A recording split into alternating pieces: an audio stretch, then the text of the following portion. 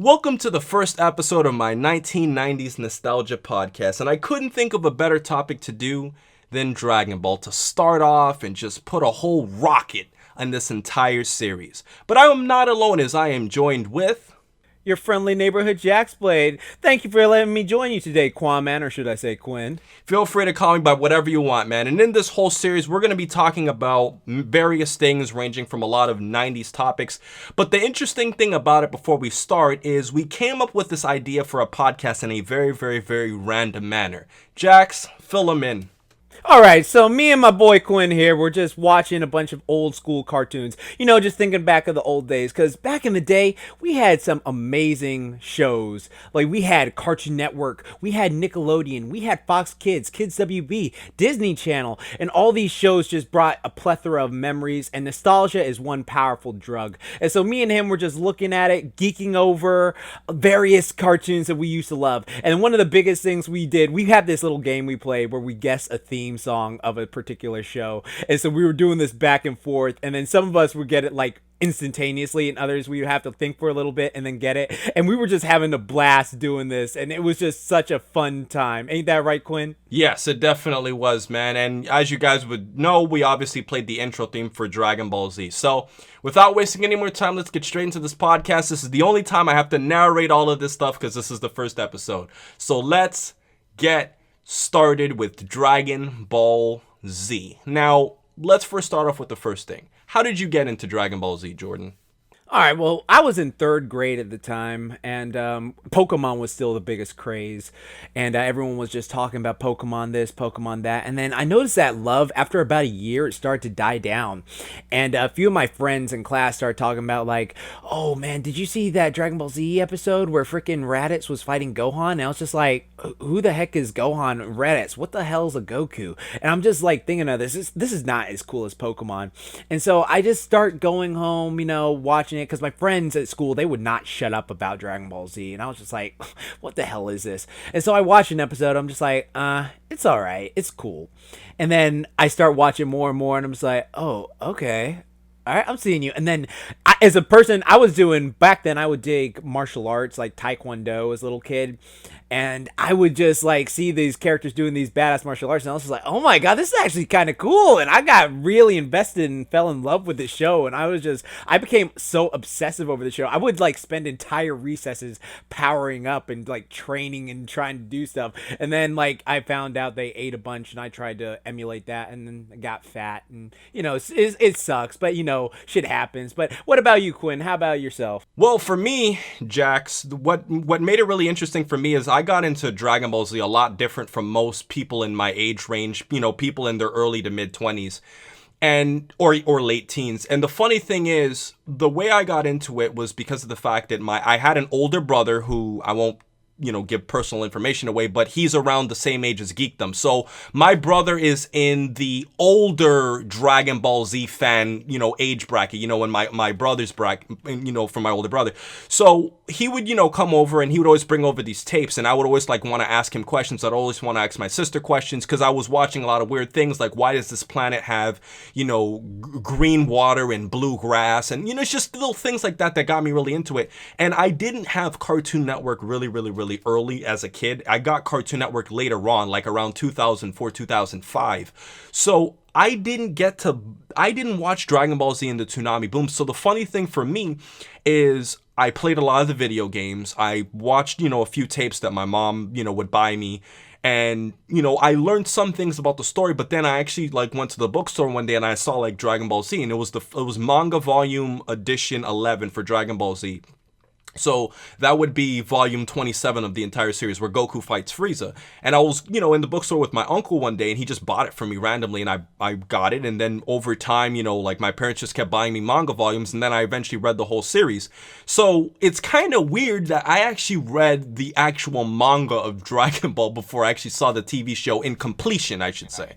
Wow, man. Yeah, I know, that was really weird, but I mean, to move, so that's pretty much how I got into Dragon Ball. Now, moving on to the next thing, you know, that we always like to include in our, which some of the things that we'd like to include in our 90s podcast, we also wanted to talk about what we remember the most about the series. So now that we talk about how we got into it, what do we remember the most? For me, What I remember the most about Dragon Ball growing up would probably have to be the video games. And I know this sounds kind of weird because I didn't have a conventional way of getting into the show. I played the video games a lot, and the video games is really how I learned more about the story early, before I read the entire manga. And, I remember when I first played Budokai for GameCube because I didn't have a PlayStation.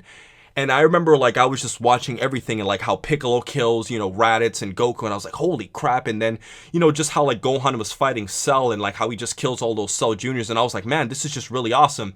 And I have a friend by the name of JP. I'm going to keep his identity private for him, but I have a friend named JP who used to, watch a lot of Dragon Ball things with me, and we would, obviously talk about a lot of these things, and I would annoy the hell out of him just talking about the series so much, and, that's pretty much what I remember the most about it, talking about it with friends and playing the video games. But me and my friend JP, we used to play Dragon Ball Z Budokai so much. That was my main experience. And he would always kick my ass. I remember I would always pick Teen Gohan and he'd always pick Future Trunks. And he would always just keep beating me over and over and over again until I eventually got, good enough to, we could fight pretty close. But he was really good. And that's probably what I remember the most about growing up with Dragon Ball.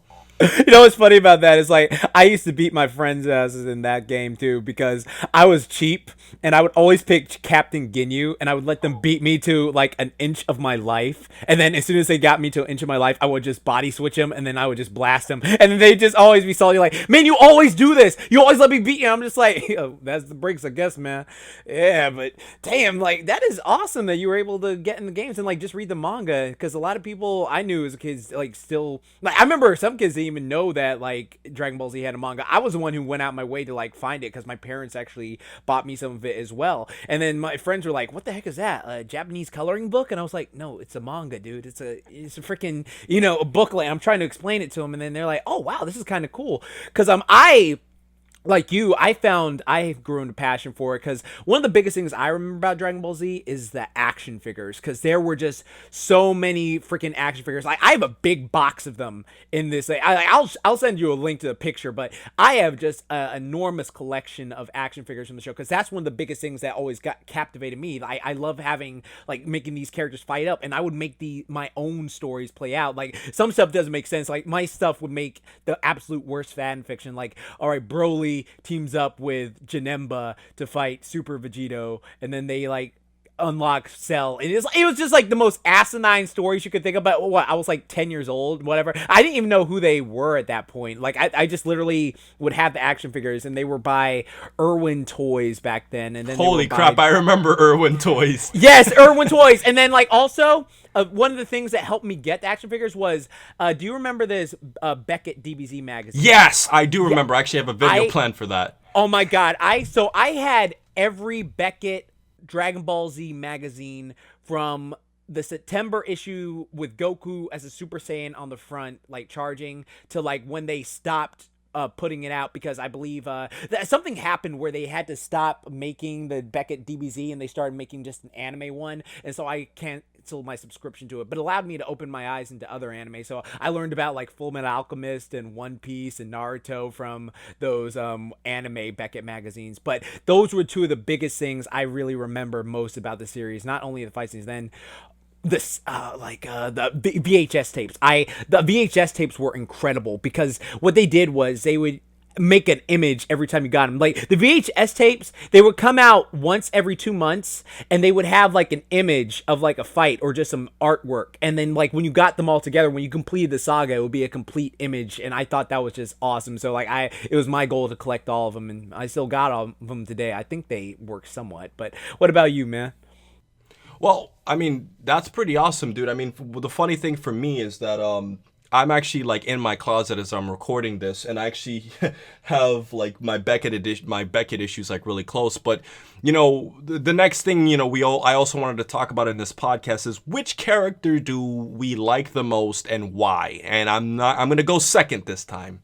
Okay, sure. It's pretty obvious. Most people watching this video pretty much already know who it is. Well, my number one favorite is very related to your number one favorite. So I would have to say that my favorite character in Z, like I go back and revisit it sometime, but my favorite character in all of Dragon Ball Z, all of anime history, is Super Saiyan 2 Kid Gohan. And I say Kid Gohan because he was 11 years old, 9 in the manga, when he fought Cell. And that to me is not a teenager. Teenager Gohan lost his dang mind and dressed up as that great Saiya goof. And so I just remember seeing him come on straight.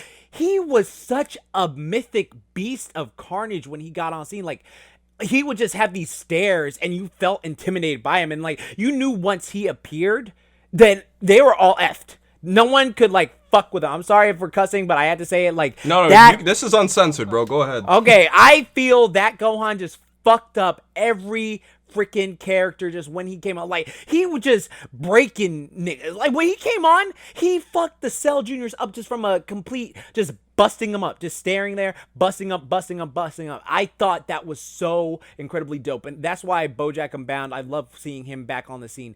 But I will say this, because it's not fair to me to just like one thing of Gohan, but not like him through the entire series, because me personally, I think he kind of is a waste of talent like most other people, because he had all this potential and he kind of just threw it away. But going back thinking, I think I really love Future Trunks, and here's why. Future Trunks was one of, if not the like most lethal killer in Dragon Ball Z. And he just, when he came on the scene, if he could kill you, if you proved that you were a threat to Earth, it was your ass. No matter what happened, you were done. And that is something I really love. And the way he did it too, he was just like fast. He didn't play around. He was ruthless. I mean, I love Goku, I love Vegeta, I love Gohan, and you know, the twins and everyone, other Z characters, but he was just the one I was just like, damn, like, I would not want to F with him. Like, I'm so happy he's a good guy. And he was a humble guy, too. He was just like, hey, I'm like, you know, let's go have some orange soda. How's it going? But how about you, my friend? How you want to... Well, for me, I mean, everybody pretty much already knows it's Piccolo, but I will say this, though. Gohan was originally my favorite character in the series, and then he bumped to second, you know, once I started realizing how much I liked Piccolo, and then after that, now Gohan's probably like fourth, because I put Master Roshi in second place, and I've actually put Vegeta to third, so Gohan's like fourth, slightly ahead of Goku. And the weird thing is, the reason why, you know, Gohan was my favorite character was for many of the same reasons that you said. But what really made Piccolo my favorite character later on was the fact that I just started looking at it and I'm like, you know, this is a really awesome character. I mean, he's cool. He has a unique story. He has a lot of character development, and it's like he has cool attacks. And it says to myself, he's not a Saiyan, and yet he holds his own with the Saiyans. He's not as strong as, you know, like Goku and Vegeta and stuff, but like it's so amazing how he's like one of the strongest guys out there, not being a Saiyan. He manages to hold his own. He does what he thinks is best for the planet, even if it has a negative outcome. He does what he thinks is best. You know, he fused with Kami because he thought that was the best decision. You know, he fought against, an Android 17 because he thought that was the best decision. He always does what he thinks is best for the Earth, and he even gave up his life for Gohan. And I'm like, man, like, this guy really has a cool background. I just think he's also a cool looking character. I mean, you know, he's green, which is not normal, which makes him unique, and he wears that cape, and I just thought he's an awesome character that just doesn't get enough love. That's true, man. Piccolo is one of the rawest characters. A lot of people don't give him respect, because I love Piccolo so much. Like, I would say Piccolo for me is number 4 if I had to like rank my top 5 characters, because when you watch especially the first movies of Dragon Ball Z, he was the one that came on the scene and you knew the bad guys are just like effed around. Like, because one of my biggest things, I love a trope of a hero who just like gets the job done consistently. And when you watch Dead Zone, Lord Slug, Cooler's Revenge, and Return of the Cooler, he just comes on the scene and all those henchmen, done. He just wipes them out completely without even a second thought. And I love the way he does it too. Like, one of my favorite Piccolo badass moments was when he was fighting what the heck? Quinn, what's the name of that one? The electricity one from Cooler's Revenge? I'm blanking on the name. The one from Cooler's Revenge? Door. Is that the one where he like grabbed his head and electrocuted him? Door and Naze. Okay. Wasn't Door the one he blasted though? No, Salsa was the one he killed at the end. Door and Naze were the ones that he killed earlier. Okay, but wasn't Door the green one? Because I think Door was the green one. Oh, yeah, so, like, Naze was the one he electrocuted then. Okay, so Naze, he freaking just, like, he's getting electrocuted and just zaps him. That was one of the coolest Piccolo moments ever, and I've loved him ever since. Yeah, well, I mean, he's a great character, and in the comment section below, I'm gonna post it so I'll remind you guys at the end. We also want to hear your thoughts on many of these things too, but to move on to our last two segments of this discussion, how well does Dragon Ball Z hold up? In my opinion, I think because of all of the re-releases, and I think that's a key point to this conversation, because Dragon Ball has had an insane amount of re-releases. Most shows don't have a Blu-ray edition, a remastered version. They have like the Dragon boxes. They have so many re-releases of Dragon Ball Z. I mean, there's like Kai, for crying out loud. I mean, Dragon Ball Z has been redone so many times. I think that's a testament to the fact that it probably lives up so well, because it's just so great. I mean, the animation is not great, but it's pretty good, especially for its time, and in many ways I think it's better than Dragon Ball Super. So much better. That's not even a question. Yeah. So the animation's, pretty good in parts. Dragon Balls was better, and even GT's was better. And honestly, I mean, if you're just talking about the entire Dragon Ball series, I think it holds up pretty well. What do you say? Oh yeah, well, I think one of the key things about Dragon Ball Z is it's one of those timeless shows, and you have to realize that a lot of shows that people love today, like Naruto, One Piece, One Punch Man, Bleach, Fairy Tail, are all greatly influenced by Dragon Ball Z's creation. Like, those artists read Dragon Ball, the Dragon Ball series, and watched them and like, oh, I want to do something to emulate this to show my love for it, and now they've created their own titans of anime myself, and I think it's one of the most timeless shows you can watch over and over again. Like, I was watching it with my nephews the other day, just like trying to show them, yeah, this is some great stuff. I know you were into that Beyblade and Bakugan, but this is the most OG of this stuff, and I think it holds up tremendously. Yeah. Well, to just close this out, is there any random things that you've observed about the Dragon Ball series that you just like to talk about with Dragon Ball Z? Moments, random things you remember, anything? Well, I mean, if there was one thing that I would like to just start off with, Jax, it would probably have to be the fact that when I first saw the history of Trunks for the first time, that really affected me, because it was really, really, really sad. Like that. It was. Like, I cried. The history of Trunks moment to me was one of the saddest moments in all of Dragon Ball. And like, when I remember watching that for the first time as a kid, like I was like, man, like, here's this guy who he was fighting these androids for all these years. He was the only thing that Trunks had. He was basically his dad and his brother and his best friend all in one. And the androids just killed him like he was nothing. And it was just like, wow. Like, and Trunks has to live and train himself and live the rest of his life without, basically the closest thing he had to a brother, father, and best friend. And that sucked. And I actually agree with you. I remember there are a few scenes from my childhood that made me cry, and Optimus Prime dying in the original Transformers, and not those dang Michael Bay films, the original 80s Transformers movie. When Optimus Prime died, I cried my eyes out. And then in future, the history of Trunks, that scene with Gohan, I was crying so bad, because Gohan was my favorite character, and it was like powerful too, because you knew he couldn't come back to life, and it was just such a touching, emotional scene. And then the music they played with it was just, oh god, it was so intimidating. And then I would say one thing for me personally that I would say is a random fact. I just love that Dragon Ball Z had its own unique soundtrack by like Bruce Falconer. Now, I know a lot of people will say they're not a fan of the soundtrack, but a lot of my friends are. But I really enjoy the fact that Bruce Falconer took the time and made these songs like to fit the series just on point. And I know some people will say, well, the Japanese version was better, but I'll just say this. The Japanese version of Dragon Ball Z is like watching a mythical kung fu-esque martial arts series vibe, while the American version of the show gives the series this action superhero series vibe. And it's like two completely different things. And I enjoy them both for what they are, but that's one thing I really loved about Z was the soundtrack. I still have it today. It's still the staple of my workout playlist. I mean, Vegeta going Super Saiyan, workout playlist material, Abe material. I agree with you, man. Well, I mean, that pretty much seems like, I mean, that sums up everything we needed to say about Dragon Ball Z.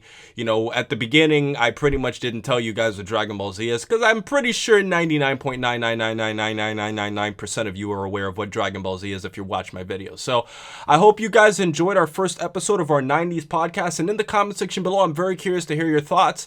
Tell me who your favorite character is, how well you think Dragon Ball holds out, some random thoughts you may have, you know, what you remember the most about Dragon Ball, but most importantly, how did you get into the Dragon Ball Z series, because that's what I'm really looking forward to seeing. So I hope you guys enjoyed this video, and please remember to rate, comment, and subscribe. And remember, as I always say, to have a great day, guys, and please check out Jax Blade in the description. Thank you. Keep calm and booyah on, and don't forget, moment time.